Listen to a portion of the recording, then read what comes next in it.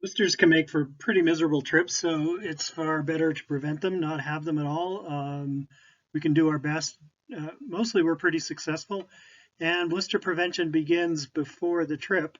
Uh, Back at home, back when you're buying boots, practicing hiking, getting your feet used to. So yeah, get a good pair of boots, a good pair of trail running shoes, whatever it is that you're going to hike in.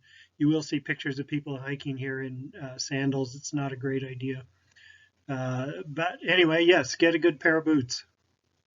So trail hokas work pretty well for me. I have irritated nerves on the bottom of my feet, so I like that extra protection underneath. And I buy them pretty big, much bigger than a shoe that I would just use around town, a dress shoe especially, maybe even a size and a half bigger. So this is my foot measures a 10 and a half, and this is an 11 and a half or even a 12 running shoe. And you can see I can get all four fingers in behind. So I slide my toe, I loosen up the laces, slide my toe all the way to the front to where it's touching or almost touching. I can't always slide that far. And then I can get three or four fingers in behind. The biggest reason for having that space behind is so that then when I do lace the shoe up very loosely and slide my foot back, I've got a thumb's width of space out there ahead of me so that my toes aren't jamming up against the front. I search for brands of shoes that when I fit this loose, then most of my stopping of my foot going forward is right up here at the ball of the foot on each side. In fact, that's actually where my best blisters are. Not blisters, sorry, best calluses are. And then I keep my shoes loose enough that I can just barely slide my feet in and out without having to change the laces. So it's really helpful to understand the reason that you get blisters, or at least the main ones. They're from sliding in the shoe against a surface that's tight up against you, and you're shearing the different layers of skin. So there's friction in combination with movement and a tight boot, so or a tight shoe. So when I've got my shoes this loose and I'm mostly being stopped on my forward slide by the laces over the front of my shoe, and then the widest spot at the ball of my feet, yeah, my heel lifts a little bit, but it's not really pushing hard against anything. And sure, my toes, I've got lots of wiggle room. They almost never touch out on the front. The other two ways that I see most blisters is toenails that are too long and shoes that are too short. And so people's toenails will actually get lifted every time they step. So their foot lifts up and then they're touching the front of the shoe. And when the weight goes down, the soft tissue goes down, but the nails hang up. You'll see people like that often have holes in the end of their socks. So they're more likely to get, and then these are nasty blisters because they're under the toenail. So then when the toenail pops, well, they're crazy painful. And then when the toenail pops, usually the blister pops under the toenail, the toenail falls off later, and then yeah, that's its own set of problems.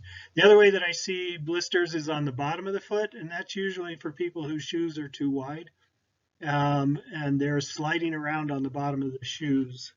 So that's a little bit harder, but you've got to search for boots that fit, and they need to fit a little bit loose, but not too loose. So now with the right shoes, the right fit, a little bit of practice in wearing them so your feet are callousing where they need to, you're still not quite ready to take off on your hike. You need to do one more thing.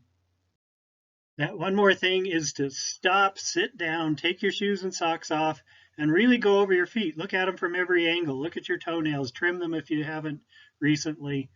And just get really familiar. Where are the colors? Where are the red spots? Where are your calluses? Where do you usually get blisters? Do you get if you get blisters? If you get blisters out on the tips of your toes, take a look there. If you get blisters on the backs of your heels, um, especially your heels, you're probably wearing your boots a little too tight. But look them over, give them a couple of minutes. Fresh air always feels good. You've been running around getting everything ready for your trip, and you're right there on the trail. And take a look at your feet because that's not something we do very often. Yahoo! Now your feet are back in your boots and you are ready to head off for the big activities of the day. So your boots are fitted, you're excited to go, you start heading down the trail, but I have one more behavioral thing that you can do to help prevent blisters. This may be as important as getting the right fit to your boots. And I've given it this silly name of the double rester blister checker technique. With your maps all ready to go and you're heading down the trail, you're going to usually make a mile or so before people want to start peeling off layers. That's enough that, if your boots are rubbing somewhere, your shoes are rubbing, you've probably got a little idea. Maybe it's got a little bit numb, so you're not paying attention to it anymore. So you stop your group, take off your pack, take off your heavy layers that you don't need anymore, get a drink of water or something like that. So that's your first rest. I said this is a double rester. So you put all your stuff back on and you start heading back out the trail. This time you may only go a short distance, just a few minutes. I find very often that it's when I restart after having taken a break, it seems like my feet have become more tender, more sensitive, and that's when I really notice and pick up on the little hot spots that are starting to rub on my boots, or from my boots, my shoes onto my feet. And so this is the hard stop because everybody just got going again, but now you know where the blisters are going to be. So you've got a spot that you can protect before it turns into a blister. And it can be hard to get that double stop in. So it's the double rester, and I warn people about it. I tell them we're going to walk maybe a mile, take a break, change layers, start hiking again. And I tell everybody be really paying attention here to where your feet are rubbing. You probably noticed it earlier, but kind of forgot about it. But after a break, your feet are soft and they are tender again. So this is the time that you stop the second time, usually within 3, 4, 5 minutes, and do a little bit of blister prevention at that time. So in that second rest before you get going again, you're going to put whatever it is you like to use. It could be just medical tape. Often just a Band-Aid right now is all that you need. Something that won't rub off, though. Some people put in moleskin.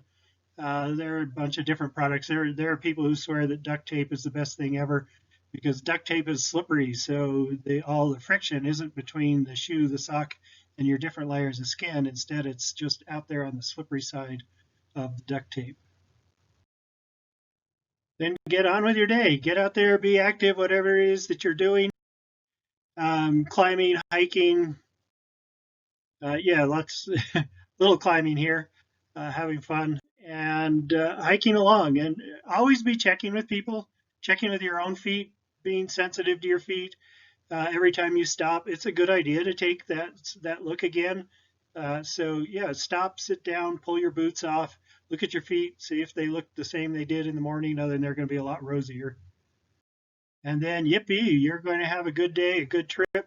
Generally, on the trips where I enforce this for the first several stops of the double rester, I have trips, 14-day, 20-day trips with no blisters. That's a very good thing.